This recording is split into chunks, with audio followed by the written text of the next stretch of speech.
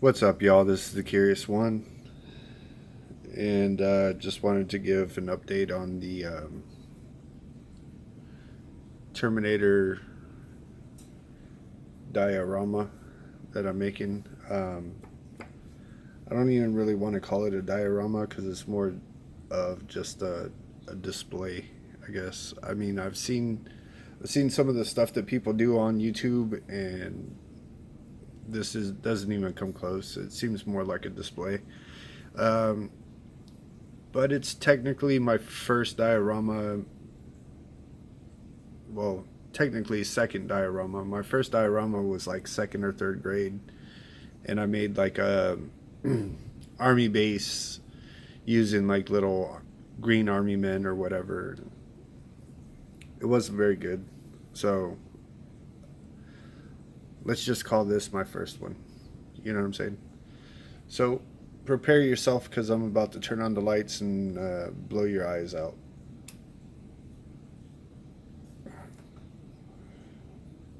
There we go. As you can see, it's a Neca metal mesh Terminator. I picked him because I like the fact that I could put a light behind him, a rechargeable light behind him, and it'll make his eyes glow. And I don't have to mess with like those um, little tiny batteries. Try to change those out every time, or like take off his head and or take a piece off of his head and then flick on the switch and then flick it back off and be worried about how long the batteries are going to last because it's going to cost, you know what I mean? Like, I just didn't want to really mess with it, and the figure isn't all that expensive. um, Slap a rechargeable light on him and he's good to go. Anytime I want his eyes to glow, I can just like flick it on and it can be recharged. Don't really have to worry about it too much.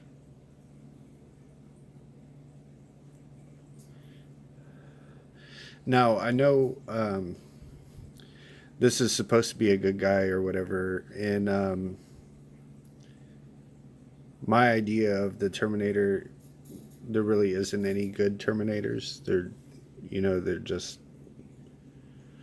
they flipped and they want to uh, exterminate humans. There's not really a good Terminator. I know I should chrome him out, but I just don't really want to because it would just be a pain in my ass, and then on top of that, to get the colors, to get the chrome to look good instead of just like a crappy silver looking cheapo color. I just don't really want to mess with it, to be honest with you. So there's still a bunch of things that I want to do. I want to try to build a like a mound of skulls with debris and stuff like that, and hopefully put a light inside of it to where it looks like it's still on fire, kind of like the light that's in here. Just a candle. I tried to make it to where there would be like some red and some orange color in there, but it didn't work out all that good. Uh, this still looks yellow when it's inside this barrel. I've never painted rust before. And this is just like the slime barrel, and I base coated it with the black hodgepodge mixture, and then I drilled some holes that look like bullet holes, and made some holes in the bottom for air holes. If you're going to use this as a burn barrel, you're going to need to poke holes in the bottom. You know what I'm saying? I also kind of threw some rust in the inside, just so if you're looking at it at an angle, it wasn't all black on the inside and looking, you know, not correct. Um, I also glued a piece of aluminum foil on the bottom, hoping that it would reflect the light from the candle and make it glow a little bit a little bit more.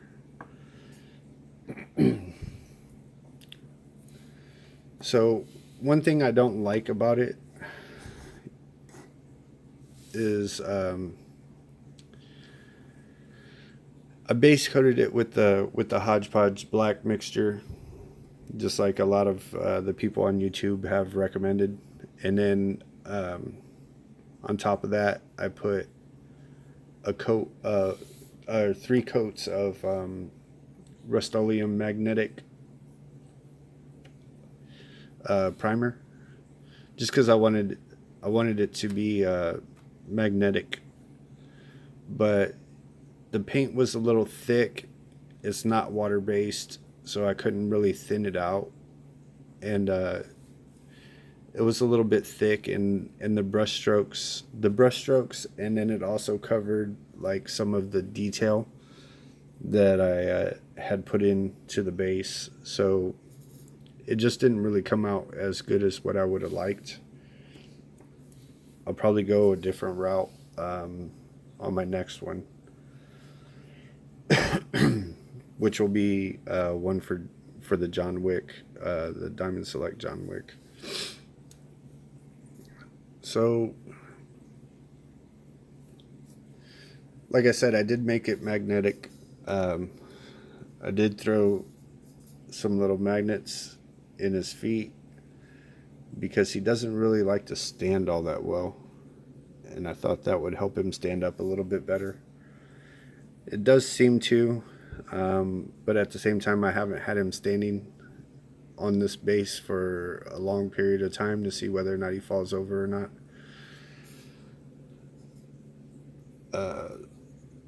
Some of the debris is permanent, but very little. I tried to make, I didn't really want a whole lot of the debris to be permanent. And if I do build, the pile of skulls, I'm going to make that not permanent as well. But everything in the back that you see along the wall, all the coffee grounds, and then that's a real rock. Those are pebbles from the aquarium. That rock there is a piece of foam. That's a piece of foam. That brick right there is a piece of foam. This broken cinder block is a piece of foam. This broken cinder block is a piece of foam. This cinder block is a piece of foam that I carved to look like a cinder block, but it's removable and it has magnets in the bottom, so I can place it wherever I want to, and I don't have to worry about if I walk by too fast or something, it flying off, because it does stick to the base. It doesn't stick quite as well as I would have liked, but it does have a bit of it does stick. This little piece of concrete right here is also magnetized, so I can move it around wherever I want to. This is permanent coffee grounds, and that's a real rock as well. There's a little bit of coffee grounds there. Some coffee grounds and a real rock that's there. So I had picked up these 3D skulls. I picked up 6 of them from Houston Customs on eBay. They did come with a base, but I dremeled that off,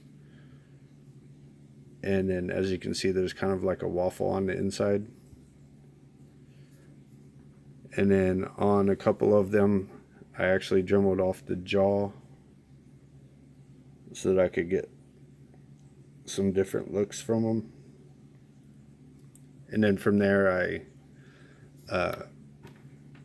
made like some quick casts out of some quick molds out of the plastic stuff that you put in hot water and then like push it on there. So then I made all these skulls. I have a few more, but they're not magnetized or completely painted yet. I think I'm going to try to use those on the pile. But these are all magnetic. So if I walk by one day and I'm like, I don't like that skull being there, I can go, I think it looks better over there. Or maybe if I want to put all these skulls on this side or something, you know what I mean? I can move stuff around and don't really have to, you know, they're not permanent. I can move them around wherever I want to. And I thought that was a good idea. So originally I wanted to do this seam right here. I wanted to do it the same gray color and all that. Do the multiple coats of different shades of gray along the edge at the same time. But this is actually two pieces of the poster foam board, the $1.77 or whatever, that I cut out to be the exact same size as the top shelf of my cheap little ghetto shelf that I have. And when I was looking at it, I was like, well, if I start putting the gray on the sides, it's probably going to make that seam stick out a lot more. And I didn't want that, so I went ahead and just left it black.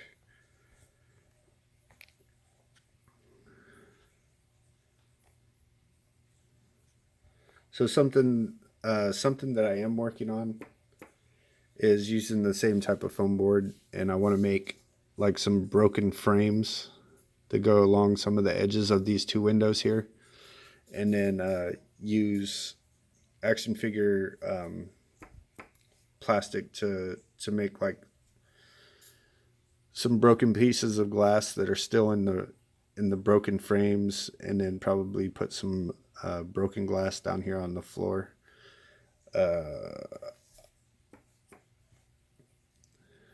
I've never tried it before, so I'm gonna do it, put it together before I glue it in there.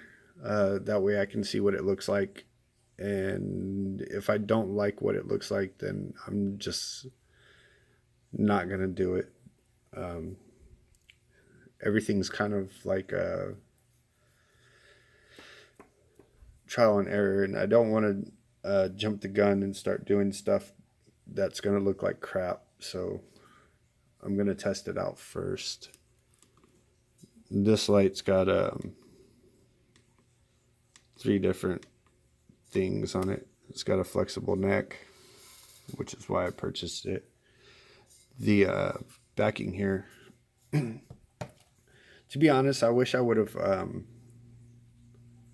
ruined it a lot more. I think it's just a little bit too correct. I think it needed more damage to it. Maybe I've seen McBay take and cut out like a brick and then push it in and then glue it from the other side, so it looks like it's just not a perfectly straight wall. Also, well, this is the pink foam. It's the 2 foot by 2 foot square, but it's got like a bend on it here on this side, and I'm not sure if that's just the way it was or if I had it leaning against the wall for so long that it actually kind of warped itself. All this stuff I had seen like people do in videos, and then I kind of like started picking up this stuff in order to do it like little by little here and there. Another thing is I think I went a little bit too hard on the light gray. I think I should have dry brushed a lot lighter, both on this and on the base. But this is made out of the the pink foam. I did paint the back black just because I didn't want any pink showing. Sorry, snake eyes. The way that it's set up, you can view it from the front, and you can also view it from this side over here. So I didn't want any pink being visible.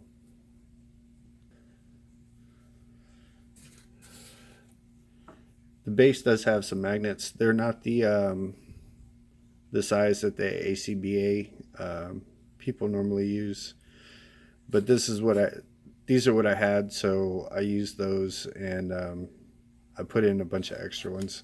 Like I had said, I used the Rust-Oleum magnetic primer. So it is magnetic. It doesn't hold like the strongest because there's not actual magnets on the bottom. The base, the way I decided to do it, is just a little bit too thin. I didn't want to poke holes and put other magnets on the bottom, so I went with the magnetic primer. If you wanted to, you could move this around however you want to, but the way the light is set up, it doesn't really work for that too much. And then on top of that, this permanent stuff that I have back here would also get in the way. I mean, if you wanted to, you could do something like that, I suppose. Or I guess because of the angle of where it's going to be displayed, it would probably work a little bit better like that. And then have the Terminator there. But, so in the back there, I have like this metal L that I found at Home Depot. And I got that so that I would have something to connect the light to. The L goes, I shaved out like a piece here in between the two pieces of foam so that I could fit that L in there, and then kind of glued it in there. And then on top of that, when I painted the base color, I threw a lot of extra hodgepodge black paint in there to make it a little bit sturdier.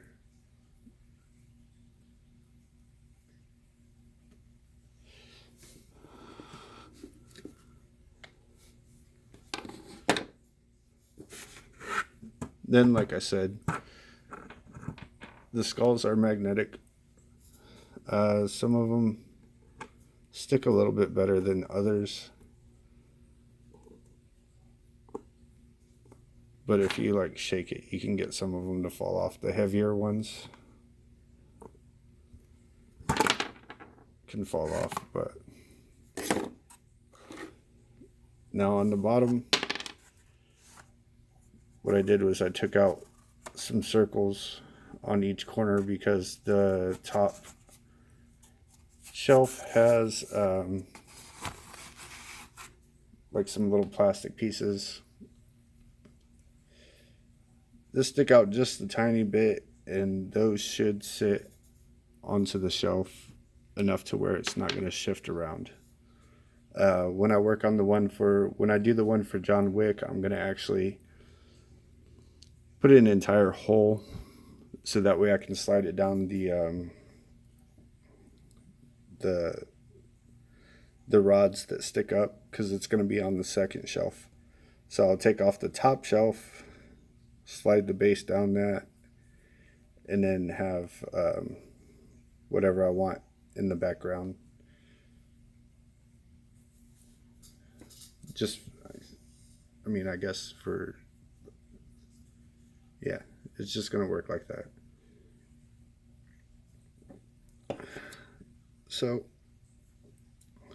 I guess that's pretty much the whole breakdown for you guys. Went a little bit longer than I thought I would.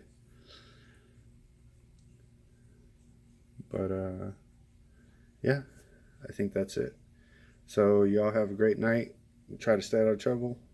Y'all take it easy, alright? Laters.